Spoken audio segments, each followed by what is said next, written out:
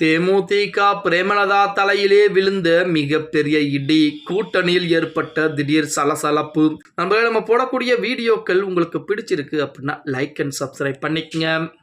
நேற்றைய தினம் தமிழக அரசியலையே புரட்டி போடக்கூடிய வகையில் தான் லயோலா கல்லூரியுடைய முன்னாள் மாணவர்கள் நடத்திய அந்த கருத்து கணிப்பு முடிவுகள் என்பது வெளியாகி இருந்தது. அதிலே தேமுதிகவிற்கு மிகப்பெரிய ஒரு இடியை இறங்கி இருக்கிறது அப்படின்னே கூட சொல்ல. அதாவது திமுகவில் கூட்டணியில் இணைந்த தேமுதிகவால் எந்தவித பலனும் இல்லை என்று லயோலா கல்லூரியுடைய முன்னாள் மாணவர்கள் நடத்திய கருத்து கணிப்பு முடிவுகளில் அதிர்ச்சிகரமான தகவல் என்பது வெளியாகி இருக்கிறதாம்.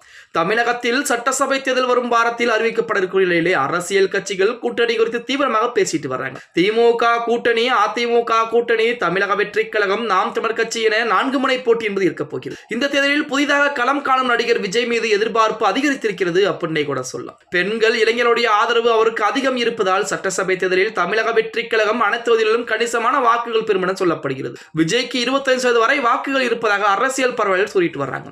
இந்த நிலையில் தமிழக வெற்றி கழகத்தினர் 41% இருப்பதாக ஒரு புள்ளி ஒருத்தையும் கூறிட்டு வந்தார்.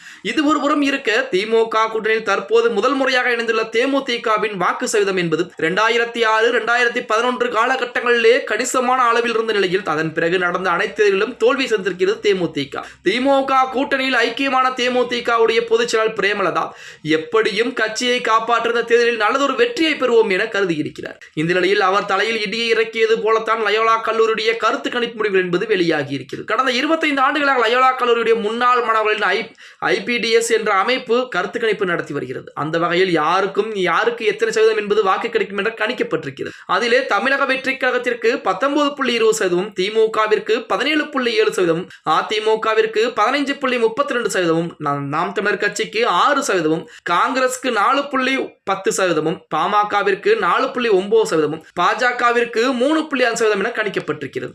அப்படி பார்த்தால் தேமுதிகவின் பெயரே வரவில்லை அப்படின்னு தான் சொல்லணும். எனவே அக்கட்சிக்கு பாஜகவை விட குறைந்த வாக்குகளே கிடைக்கும் என கருதப்படுகிறது. இதன் மூலம் தேமுதிகவால் திமுக கூட்டணிக்கு எந்த பயனும் இல்லை என்பது கண்கூட தெரிகிறது அப்படின்னே கூட சொல்லலாம். இத்தனை நாளாக அதிமுக கூட்டணியில் இருந்து மொத்தமாக தோல்வியை கண்ட திமுக கூட்டணி இணைந்தாவது ஏதேனும் சாதனை படைக்கலாம் என கருதும் நிலையிலே திடீர் இடியாக இந்த கருத்து கணிப்பு முடிவுகள் வெளியாகி தேமுதிக மத்தியிலே பிரேமலதாவிற்கு மிகப்பெரிய ஒரு பரபரப்பை ஏற்படுத்தி இருக்கிறது.